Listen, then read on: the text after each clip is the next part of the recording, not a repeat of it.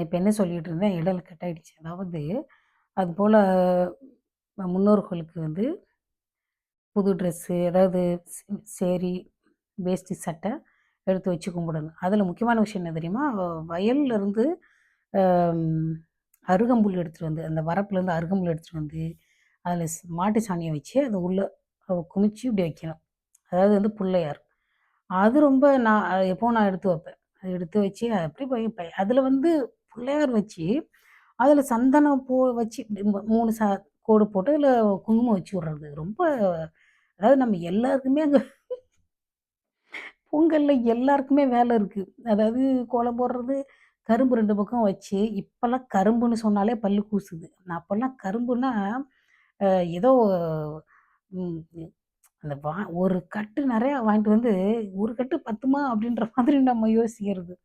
இப்ப பல்லு கூசுற மாரி இருக்கு. அதாவது கரும்பு சாப்பிட்டு ரொம்ப வருஷம் ஆச்சு. 10 வருஷம் ஆச்சு. கரும்பு சாப்பிட்டு 10 வருஷம் ஆச்சு. ஆஸ்திரேலியா வந்ததுலேருந்து நான் கரும்பு சாப்பிடவே இல்ல. அ ஏன்னா நம்மளுக்கு பொங்கலுக்கு நான் போகல. அப்புறம் என்ன பண்ணுவோம், அந்த மாட்டு பொங்கல் அன்னைக்கு நைட்டு தான் எங்க ஊர்ல டான்ஸ் போட்டி அதெல்லாம் நடக்கும். அதாவது என்ன சொல்றது, கலை நிகழ்ச்சிகள் நடக்கும். மறுநாள் வந்து காணும் பொங்கல். காணும் பொங்கலுக்கு வந்து ஆட்டுக்கறி, கோழிக்கறி இது 2ம் தான் ஸ்பெஷல். ஆட்டுக்கறியும், கோழிக்கறி மட்டும் தான் அன்னைக்கு சாப்பிடுவாங்க.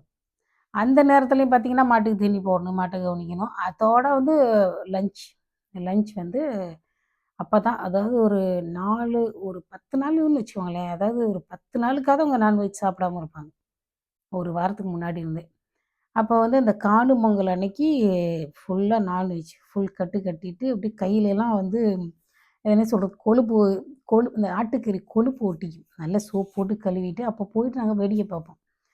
இந்த என்ன போட்டி நடத்துவாங்க, ஓட்ட போட்டி, கபடி, சின்ன பசங்களுக்கு எல்லா போட்டியும் நடக்கும். போட்டி முடிஞ்சு மத்தியானம் பரிசெல்லாம் குடுப்பாங்க. பிரைஸ் எல்லாம் குடுப்பாங்க. அதுக்கப்புறம் மாட்ட கூட்டிட்டு போணும். நம்ம வீட்ல இருக்க எல்லா மாட்டையும் கூட்டிட்டு போணும். கன்னுக்குட்டி கூட வந்து உள்ளே நையான்னு சொல்லிட்டு வரும். மாடு எல்லாம் வந்து ஊரோட மையப்பகுதியில நிக்கும். அதாவது கோயில்ல இருந்து ஊரோட மையப்பகுதி வரைக்கும் அந்த மாடு நிக்கும். அவ்ளோ மாடு நிக்கும். ஊருக்குள்ள இருக்க எல்லா ஒரு 100, 200, 300 அப்படி நெறைய மாடு நிக்கும். நமக்கு மொத்தமா பார்க்குறப்போ ரொம்ப